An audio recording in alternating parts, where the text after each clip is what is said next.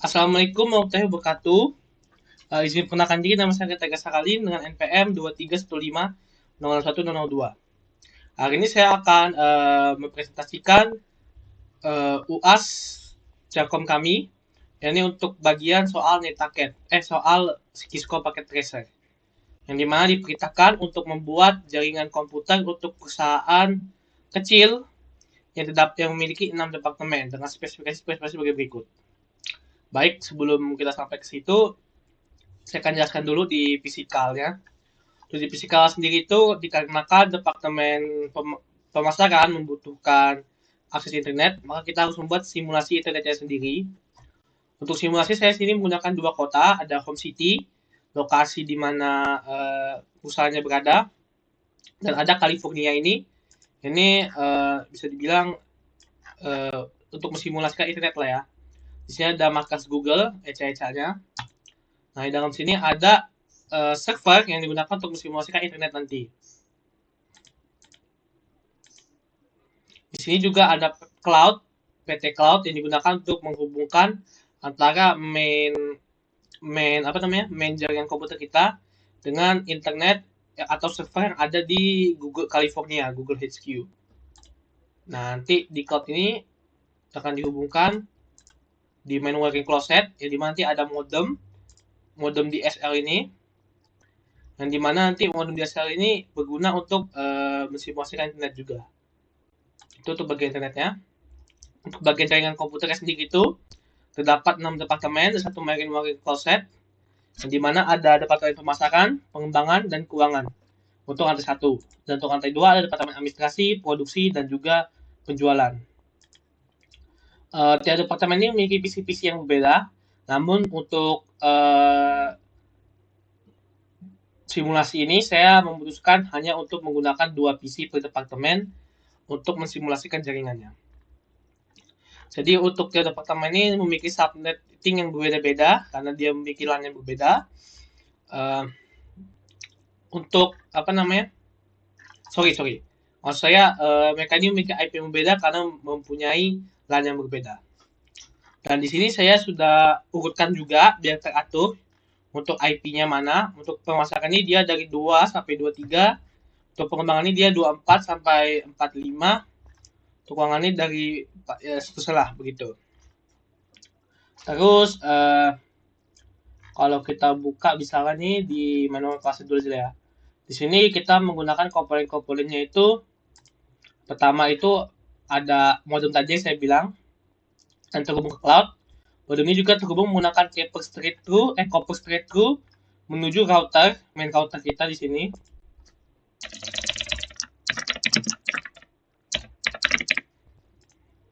Oke. Ke port 02 di sini. Mana 02? Oke. Ini 02 nih. Bukan. Nah, yang bawahnya 02 ke DSL modem.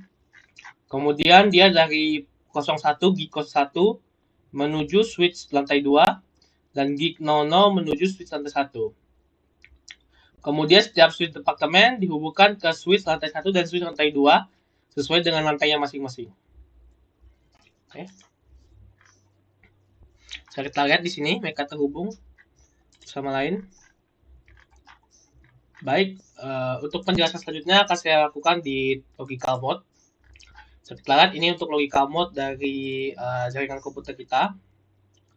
Pertama saya akan jelaskan dulu IP yang kita gunakan ya.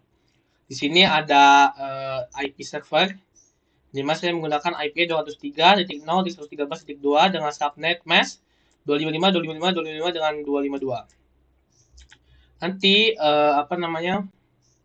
IP ini akan digunakan sebagai DNS dari departemen pemasaran untuk membuat mereka dapat mengakses internet.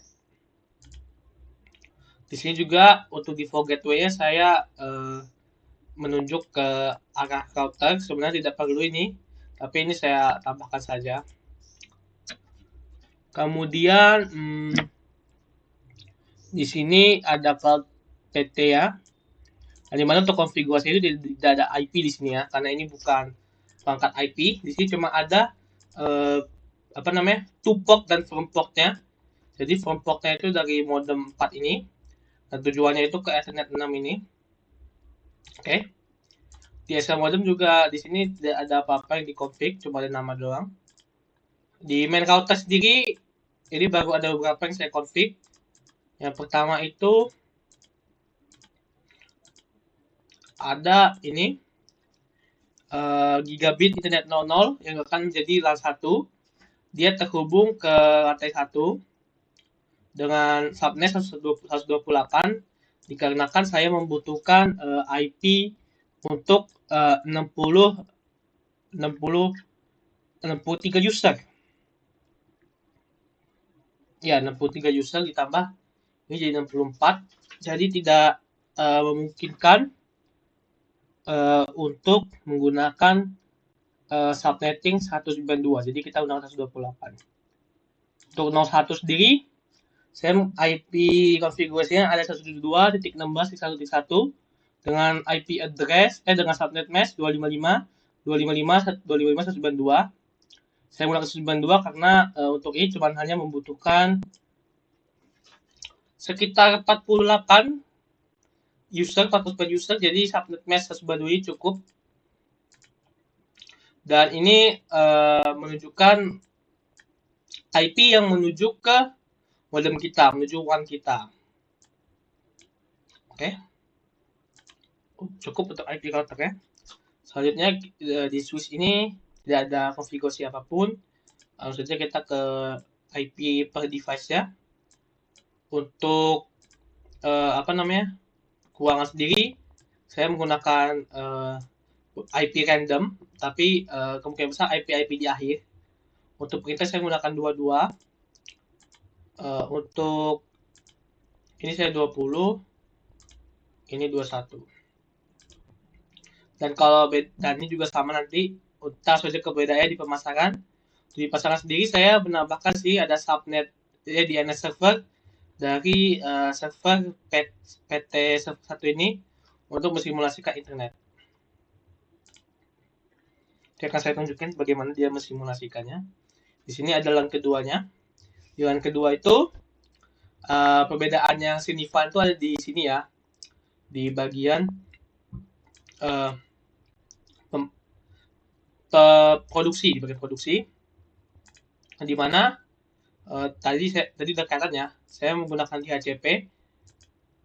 Untuk DHCP sendiri itu di setup langsung dari main router kita di sini.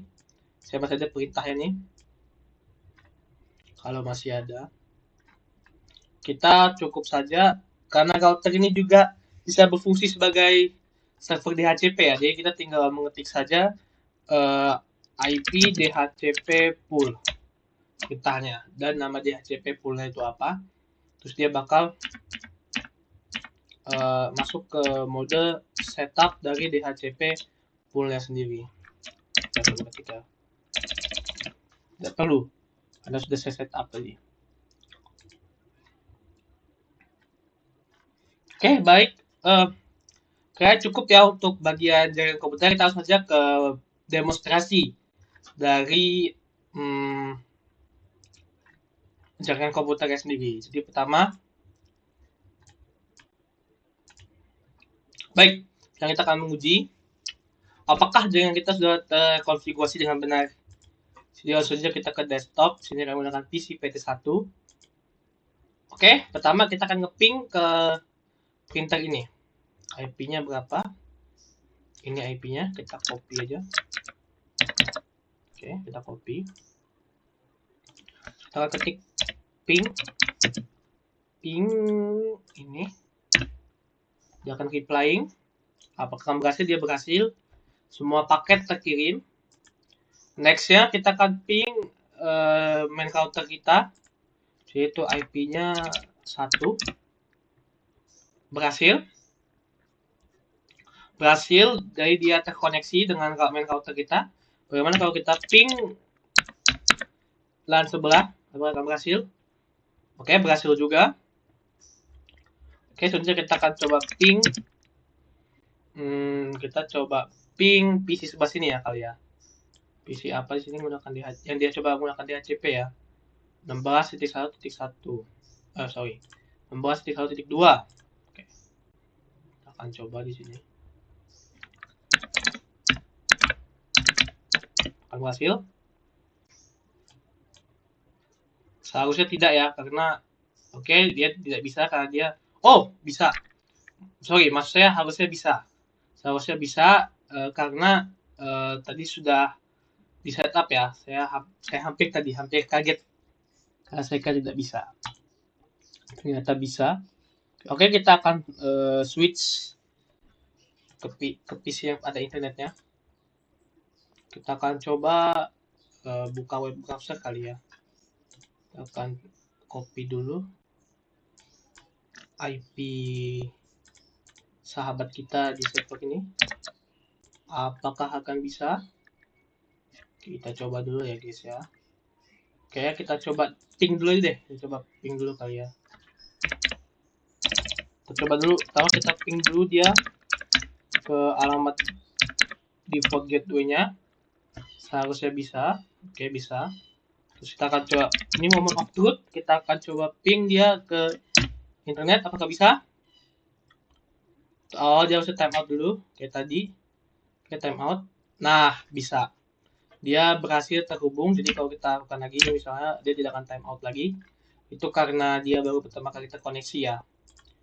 Nah, kalau kita buka web browser ini sebentar.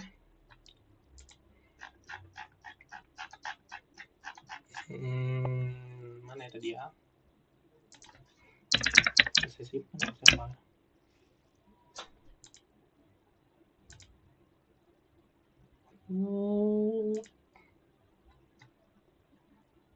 Oke. Ini filenya.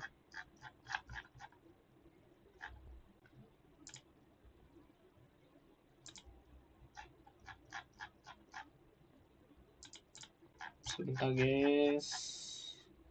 Oke. Kita copy dulu ini. Kita masukin dulu ke sini. Di HTTP.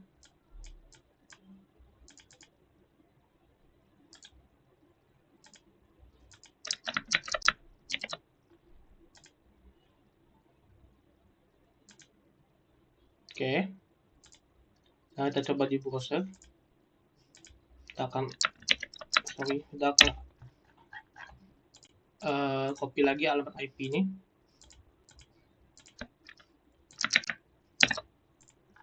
Kita akan buka di browser. Kita langsung paste saja, kita langsung klik go. Oke, dan ini akan muncul halaman Google, halaman simulasi Google. Di sini logo Google yang nggak ada karena belum saya upload ya. Tapi ya ini apa namanya, halaman Google-nya, simulasinya, dan dia berhasil terkonek ke server yang ada di sini. Oke, baik, mungkin sekian aja untuk tutorial ini. Sepertinya sudah semua ya, sudah saya cek semua, berhasil semua. Pertama dia bisa ngeping ke router dia, bisa ngeping ke teman PC di LAN dia, bisa ngeping ke printer bersama, dan bisa ngeping ke LAN lain, PC di LAN lain, bisa ngeping di router dari LAN lain, dan juga bisa untuk pemasaran bisa nge-akses internet atau server PT server ini yang menggunakan untuk mensimulasikan internet. Oke, jadi sekian untuk video saya kali ini. Saya mohon maaf apabila salah kata. Saya mohon ampun kepada Allah apabila saya ada salah kata juga. Saya akhiri. Wassalamualaikum warahmatullahi wabarakatuh. Assalamualaikum warahmatullahi wabarakatuh. Perkenalkan, nama saya Muhammad Iman Ramadan dengan NPM 231501014. Pada kesempatan kali ini saya akan mempresentasikan hasil pengerjaan ujian akhir semester pada mata kuliah jaringan komputer berbasis Cisco Packet Tracer, yang dimana topiknya ini perancangan jaringan LAN terstruktur untuk perusahaan kecil dengan 6 departemen di 2 lantai, termasuk konfigurasi DHCP dan akses internet. Di sini ada studi kasusnya yang dimana kan simulasi ini berdasarkan pada studi kasus tersebut, di mana di sini kriterianya tuh sebuah perusahaan kecil yang memiliki 6 departemen yang tersebar di 2 lantai, kemudian total komputer sebanyak 106 klien dan 3 printer. Beberapa departemen membutuhkan akses internet dan sebagian hanya akses lokal. Kemudian salah satu departemen itu memerlukan pengalamatan otomatis atau DHCP. Kemudian akses internet itu akan disimulasikan melalui PT Cloud dan server. Untuk pembagian departemen dan lantai, di sini lantai 1 merupakan departemen keuangan, departemen pemasaran, departemen pengembangan. Untuk departemen pemasaran itu dia memerlukan internet. Untuk yang di lantai 2, departemen administrasi, departemen produksi, dan departemen penjualan. Dan departemen produksi itu dia menggunakan pengalamatan otomatis atau DHCP. Nah, untuk efisiensi simulasi dan performa Cisco Packet Tracer, saya menyederhanakan jumlah klien menjadi 2 PC per departemen, namun struktur IP, subnetting, kemudian topologi tetap dirancang seolah-olah digunakan untuk jumlah penuh pada simulasi atau soal, pada studi kasus soal. Kemudian di sini terdapat beberapa saya sudah membuat tabel IP konfigurasinya, di mana di lantai 1 ada subnetting dari 2425. Di sini ada 128 IP ya. Untuk ada keuangan, pemasaran, pengembangan. Untuk keuangan itu IP-nya static. Kemudian untuk pemasaran tadi yang dia membutuhkan akses internet. Kemudian untuk pengembangan itu akses LAN saja. Ini untuk yang tabel konfigurasi IP lantai 2 ada. Untuk yang produksi itu kan dia membutuhkan pengamatan otomatis atau DHCP, jadi DHCP-nya aktif. Kemudian yang administrasi itu IP-nya statik, penjualan juga IP-nya statik. Untuk yang simulasi koneksi internetnya ada DNS server, web server, sama router internet. DNS server itu yang digunakan untuk pemasaran mengakses ke internet, kemudian web server itu simulasi akses internetnya seperti Google ataupun apa. Kemudian router internet itu gateway internet simulasinya. Untuk router perusahaan itu diatur menjadi static router. Nah, kemudian topologi fisik dan logisnya itu untuk switching dan routing itu satu switch utama per lantai terhubung ke router utama dan satu switch per departemen terhubung ke lantai masing-masing. Yang dimana router utama tuh ada 3 interface yang aktif, G00, G01, G02. G00 itu ke switch lantai 1, G01 itu ke switch lantai 2, G02 itu ke modem DSL. Untuk yang jenis kabel yang saya gunakan pada simulasi ini hanya ada beberapa saja. Di sini ada copper select through yang dimana dari PC ke switch, switch ke router, dan router ke modem. Nah, berikutnya untuk ya ini saya lakukan pengujian di mana kita akan ping masing-masing PC jika benar-benar sudah terhubung yang tadi. Kita cek. Nah, sini pertama saya akan meng-ping untuk PC yang di sebelah kiri.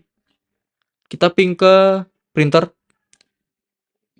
Ini di departemen keuangan. Saya akan melakukan ping ke IP router.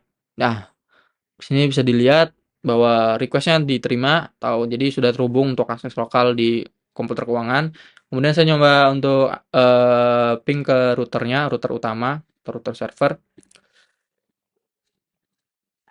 Nah, sini juga untuk ping yang ke akses router kita kan oke. Tadi sini untuk yang ke router juga terhubung karena request-nya diterima, request ping-nya. Oke. Nah, sekarang kita akan mensimulasikan menggunakan dari tadi yang pemasaran tuh kan membutuhkan internet.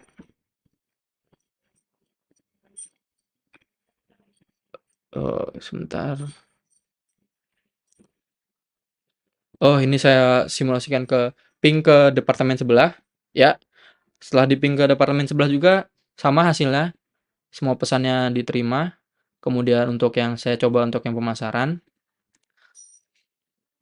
kita melalui web browser. Tapi sebelumnya saya coba ping dulu ke router dan DNS dari PC pemasaran untuk memastikan bahwa semua request-nya terhubung atau diterima. Di sini sudah terhubung. Di sini ada pesan request timeout auto itu karena emang ini baru dilakukan pertama kali untuk ngeping dari pemasaran ke DNS server. Itu wajar memang seperti itu. Jika dilakukan sudah kedua kalinya maka dia akan langsung semua pesan request akan diterima. Jadi tetap aman. Tapi sebelumnya untuk yang di web server ini kita masukkan dulu contoh HTML sederhana di DNS servernya ke index HTML. Oke, kita akan masukkan terlebih dahulu ke server di atas, server utamanya. Nah, kita buka service, kita edit index HTML ini. Nah, di sini sebelumnya sudah ada yang saya buat, tapi kita coba menampilkan pesan saja. Oke, save. Wah, lama banget save-nya. Oh, sudah ke save. Oke, sudah ke save. Kita buka saja di PC pemasaran. Masukkan saja alamat DNS browser ya 203.0.113.2. Oke, kita go. Nah, di sini muncul pesan bahwa akses berhasil. Anda berhasil mengakses halaman web server. Nah, itu kira-kira bahwa pesan itu menampilkan pesan yang sudah berhasil ya, teman-teman semuanya. Jadi semua pengujiannya itu sudah berhasil dari PC satu ke PC di produksi itu mengakses ke printer bisa, kemudian PC di produksi mengakses ke departemen yang tadi itu hanya memiliki DHCP itu juga bisa berhasil, kemudian ke internet dari pemasaran itu berhasil juga. Jadi jaringan LAN ini yang telah kami simulasikan berhasil dirancang untuk 6 departemen secara tersegmentasi dan efisien. Kemudian untuk subnettingnya tuh dilakukan untuk efisiensi IP address. Lalu DHCP-nya juga berhasil untuk departemen produksi dan internet juga berhasil untuk departemen pemasaran itu melalui simulasi web dan DNS. Jadi semua pengujian koneksi itu berhasil dan baik untuk komunikasi lokal maupun globalnya. Oke, mungkin demikian video presentasi yang saya mengenai perencanaan jaringan Cisco Packet Tracer untuk perusahaan kecil. Saya mohon maaf jika ada kekurangan dalam penyampaian. Saya akhiri dengan ucapan wassalamualaikum warahmatullahi wabarakatuh. Terima kasih. Untuk tabel konfigurasi akan saya tampilkan ulang secara penuh di akhir video.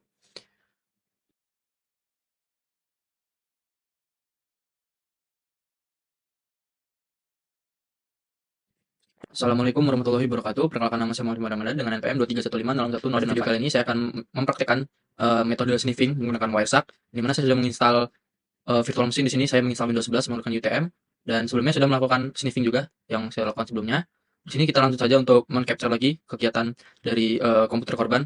Oh ya, sebelumnya komputer korban ini menggunakan Windows 11. Dapat lihat ini merupakan IP config dari komputer korban. Di sini saya langsung untuk mencari saja menggunakan browsernya untuk mengakses HTTP Never SSL, dan di sini langsung terbaca, dan saya juga mencoba untuk mengakses vClass melalui Microsoft Bing. Kemudian kita stop dulu untuk pembacaan dari ininya. Setelah semua kita buka, kita stop. Oke, di sini sudah tercapture beberapa aktivitasnya dari si komputer korban. Komputer korban ini saya IP-nya itu merupakan 192.168.42.188. Di sini bisa dilihat hasil capture-nya, terdapat tulisan untuk destination, source, time, kemudian protokolnya juga. Untuk time ini merupakan kayak berapa lama waktu si korban ini mengakses, waktu terdeteksi. Kemudian untuk source ini dia asalnya ini paketnya ini dari mana. Kalau di sini terdapat dua source ya, karena dia memang hanya mengakses melalui Microsoft Bing tadi sama IP address bawaan dari VM mesinnya. Di sini saya akan menerapkan filter. Filternya itu HTTP dan IP address yang sudah digunakan tadi. Kita terapkan, dia akan muncul seperti ini. Nah, Di sini kenapa dia hanya muncul, infonya tuh tidak semuanya muncul. Ya di sini infonya nggak semuanya muncul, hanya ada yang file stream service ini. Tapi untuk dari yang kita dapatkan aja dulu, di sini ada file service ini dia dapat sampai ke URL path-nya. Kemudian kalau untuk yang lainnya ini infonya tuh tidak muncul. Ini ada sebabnya. Padahal ini seharusnya sudah harusnya terbaca data apa saja yang lewat melalui trafficnya. Namun di sini tidak muncul, tapi tetap saja masih terbaca ada timestamp dan protokol dan lain-lainnya itu masih bisa dibaca. Namun walaupun protokolnya di sini tulisannya HTTP, nah namun infonya itu tidak terbaca atau aktivitasnya itu nggak benar-benar semuanya terbaca. Itu ada penyebabnya. Nanti akan saya praktekkan. Nah, di sini semuanya terbaca mulai dari, nah ini ada salah satu yang terbaca. Salah satu request yang terbaca itu ini bukan request tapi request dari VM kemudian dibalas oleh si Microsoft Bing yang dimana nih di sini IP-nya adalah 34223 itu IP servernya dari Bing. Untuk nah di sini juga bisa dilihat waktu aksesnya jam berapa, detik, jam, hari, kemudian ada capture length dan lain-lainnya berapa byte datanya. Dan di sini terbacanya ada TCP segment 416 kemudian selanjutnya nah ini tadi tidak terbaca itu dikarenakan browsernya atau Microsoft Edge-nya itu sendiri. Jadi kalau misalnya bawaan default itu dia pasti akan walaupun kita mengakses laman HTTP itu dia tetap akan redirect atau default bawaannya redirect ke laman yang aman atau HTTPS. Nah, ini kita continue lagi. Untuk di continue perlu di save dulu. Nah, kemudian kita jangan apply filter. Nah, di sini akan muncul.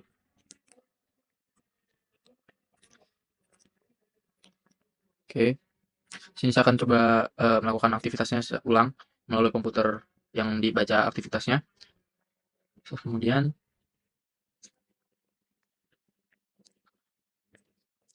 kita stop.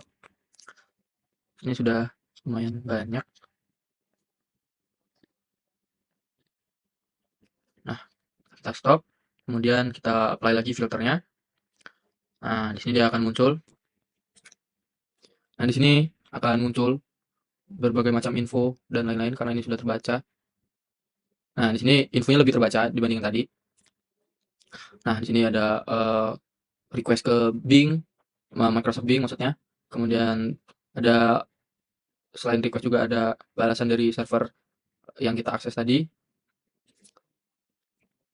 Di sini hampir semua datanya tuh terbaca, namun tetap ada yang protected payload.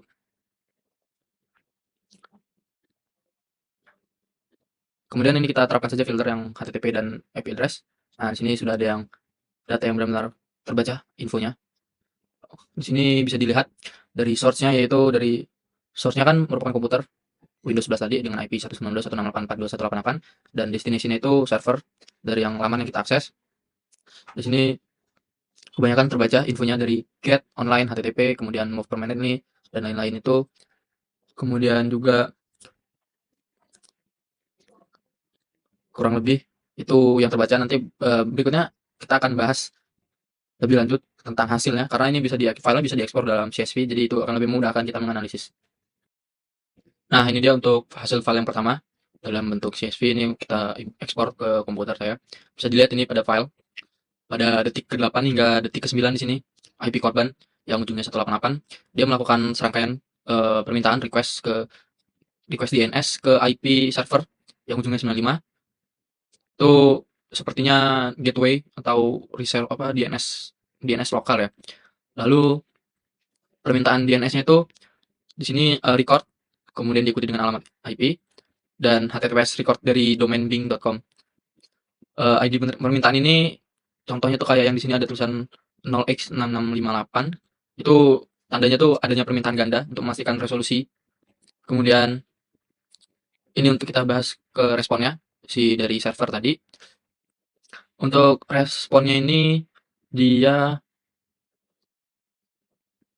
nama domain bing.com tadi diarahkan ke sinem, tapi dia berlapis ya. Ini karena memang sudah bawaan dari ininya, protokolnya. Kemudian alamat IP akhirnya itu meliputi dari 116.206, 3750.116, 206, 919, 176, dan lain-lain.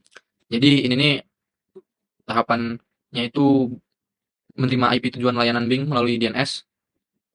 Terus selanjutnya ini ada juga koneksi quick QIC ini. Tuh setelah menerima IP tujuan tuh IP korban tuh melakukan komunikasi dengan server tujuan. Tapi ini protokolnya QIC, ya ini karena tadi sudah kita hidupin juga. Ini yang di awal kan kita hidupin bawaan dari browsernya tadi. Protokol ini tuh setahu saya HTTP 3 atau yang dia berbasis UDP.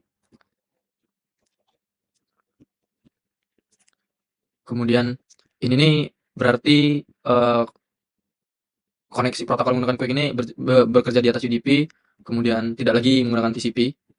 Dan ya seperti tadi penjelasannya, kenapa tadi walaupun sudah mengakses HTTP Never SSL itu kan sudah menggunakan HTTP, tapi nggak ditemukan lalu lintas HTTP-nya atau port 80, tuh karena DNS-nya tuh diarahkan ke versi HTTPS atau HTTP 3. Itu karena bawaan dari browser, emang supaya lebih aman. Kemudian juga situsnya tuh dialihkan ke protokol Quick itu juga nggak pakai TCP, yang menyebabkan ini sniffing-nya tidak terbaca semua information-nya. Jadi kemungkinan aktivitas korban itu menunjukkan akses, tapi infonya itu tidak terbaca semua. Ya tidak terbaca semua. Dia hanya menampilkan aksesnya kemana, kayak ke Bing tadi. Kemudian untuk selanjutnya, nah ini yang sudah dinonaktifkan. Ini di sini dapat terlihat untuk timestamp-nya itu ada di detik 25. Kemudian ini melalui komputer korban mengirimkan permintaan GET ke server untuk research. Protokolnya itu HTTP. Ini yang awal ini dia merupakan, oh ini request dari komputer korban ke server. Kemudian ini server merespon dengan HTTP juga, tapi server membalasnya itu dengan HTTP yang lain. Maksudnya resource-nya itu dipindahkan ke lokasi yang baru karena memang servernya juga mengamankan dari si komputer korban ini. Jadi waktu si komputer korban ini mengakses, tapi dia diarahkan ke server yang lebih aman HTTP 301. Kemudian setelah itu dia akan meredirect ke halaman HTML, dan di sini tulisannya statusnya 200 oke atau berhasil, dan infonya tuh tidak benar-benar terbaca semuanya. Namun sini masih bisa kita lihat bahwa dia ini mengakses ke Microsoft Bing, kemudian dia akan masuk ke HTTP dengan protokolnya juga HTTP. Untuk panjang paketnya juga terbaca semuanya, dan dari untuk source, destination semuanya juga terbaca, timestampnya juga pun terbaca. Ya begitu kurang lebih simulasi dari sniffing menggunakan Wireshark tadi. Nah itu juga mungkin muncul pertanyaan kenapa aktivitas komputer korban tadi itu bisa terdeteksi. Itu karena penyerang dan korbannya itu berada di jaringan yang sama. Jadi semua paket yang dikirim atau diterima dari komputer korban itu bisa ikut lewat di media jaringan dan ditangkap oleh tools sniffing dari Wireshark. Nah ini juga terutama itu pada jaringan tanpa enkripsi atau seperti HTTP tadi, itu datanya tuh lebih mudah disadap. Makanya tadi yang tanpa pengamanan dari browser Microsoft Edge yang dimatikan tadi security-nya, dan juga mengakses HTTP, dia infonya terbaca semua dia mengakses apa.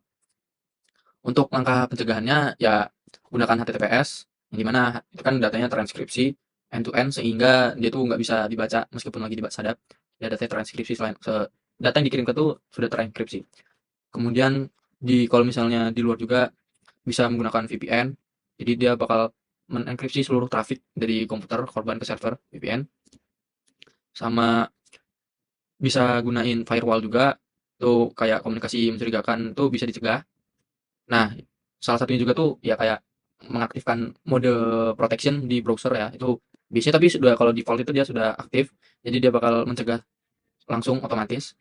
Dan yang terakhir ya hindari jaringan publik atau jangan pakai wifi sembarangan di tempat umum gitu, karena jaringan publik kan bisa siapa aja yang akses, jadi sering banget gak aman dan ya rentan terhadap sniffing ini.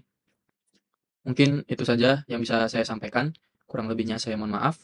Terima kasih. Assalamualaikum warahmatullahi wabarakatuh. Izin perkenalkan diri, nama saya Tega Salin dengan NPM 2315061002. Jadi saya di sini akan mempresentasikan tugas Jarkom untuk UAS yang soal bagian kedua mengenai sniffing. Jadi pertama kita close dulu nih ya. Di sini kita ada dua alat yang kita gunakan, VirtualBox untuk mensimulasikan komputer korban dan juga Wireshark untuk mendeteksi atau mengawasi jaringan. Jadi kita cobakan dulu ya di sini. Pertama kita lihat dulu nih untuk IP korban tuh di sini 118. Jadi kita bisa lihat di sini untuk 118.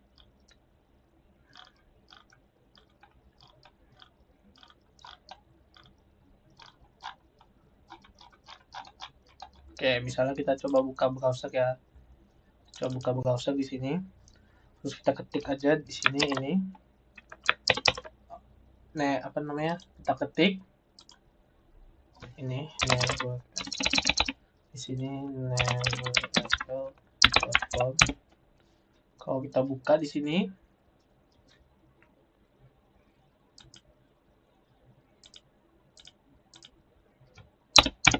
nah di sini network.com dia halaman Nasikruk dan harusnya kita bisa melihatnya di sebelah sini. Jadi bisa coba kita kita filter di sini dengan alamat mana alamat IP tadi ya.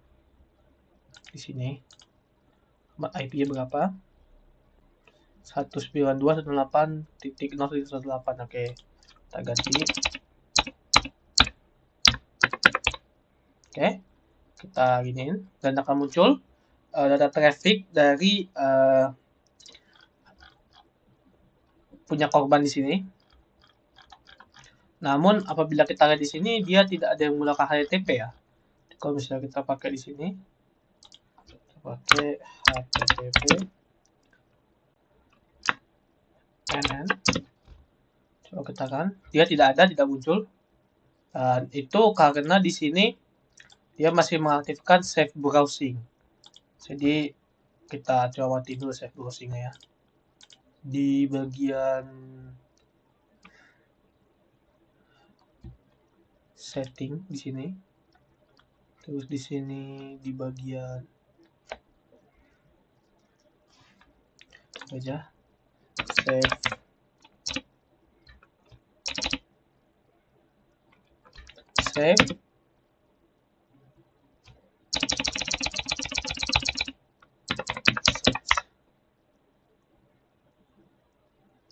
Oke ya, begitulah ya. Jadi kalau ini harusnya di bagian security.